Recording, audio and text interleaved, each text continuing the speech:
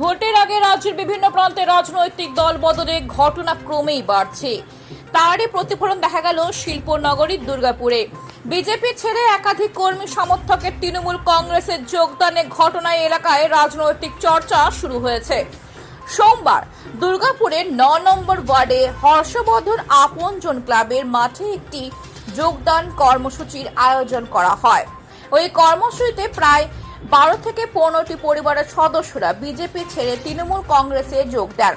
দুর্গাপুর 1 নম্বর block সভাপতি রাজীব ঘোষের হাত থেকে দলীয় পতাকা নিয়ে আনুষ্ঠানিকভাবে দলে যোগ দেন হর্ষবর্ধন 42 নম্বর বুথের ডিভিসি বস্তি এলাকায় প্রায় 25 থেকে 30 জন কর্মী সমর্থক।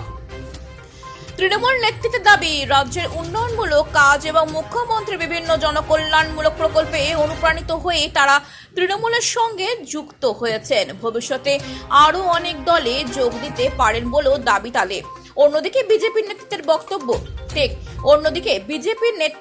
বক্তব্য, যারা তৃণমূলে গিয়েছেন তারা দলের সক্রিয় কর্মী নন, তাই এই ঘটনাকে তেমন গুরুত্ব দিচ্ছেন না বিজেপি।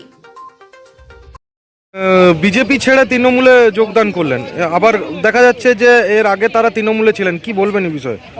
দেখুন, এরা যারা আজকে জয়েন করলো তারা আমাদের তৃণমূলের সাথেই ছিল এবং আমরা যখন 2011-এ যখন আমরা ক্ষমতায় আসি তখন এরা তৃণমূলের হয়ে লড়াই করেছিল।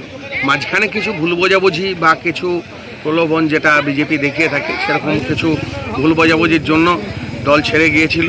কিন্তু বর্তমানে তারা উন্নয়নের সাথে থাকতে এবং তৃণমূলের যে কাজ, তৃণমূলের যে 365 দিন মানুষের পাশে থাকা, এই কাজে অনুপ্রাণিত হয়ে তারা আবার পুরনো দলেই ফিরে।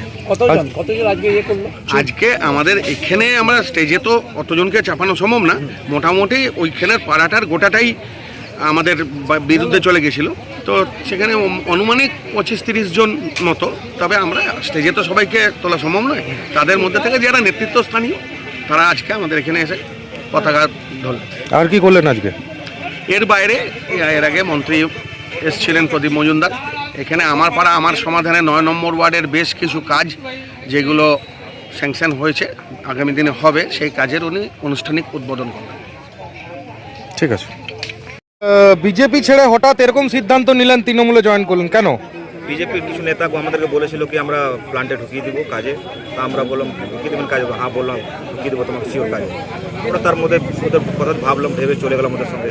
দেখছি আমাদেরকে দৌড়াচ্ছে লাস্ট না, আমরা তো টিএমসি ছেড়ে এসেছিলাম, আমরা টিএমসিতে চলে যাই ভালো হয়, ওই জন্য আমরা টিএমসিতে চলে গেছি। আচ্ছা, মানে কাজ আপনাদের হয়নি? না, বিজেপি আমাদের কাজ দেয়। ওরা যা বুঝিয়ে নিয়ে গেছিল কোনো কাজ হয় না। আচ্ছা, তারপরে আমরা নিজের যে দলতে ছিলাম টিএমসিতে, সেই টিএমসিতে রিটার্ন চলে এসেছি। আচ্ছা, আপনার নাম? আমার নাম রাজেন্দ্র সুপার। আচ্ছা।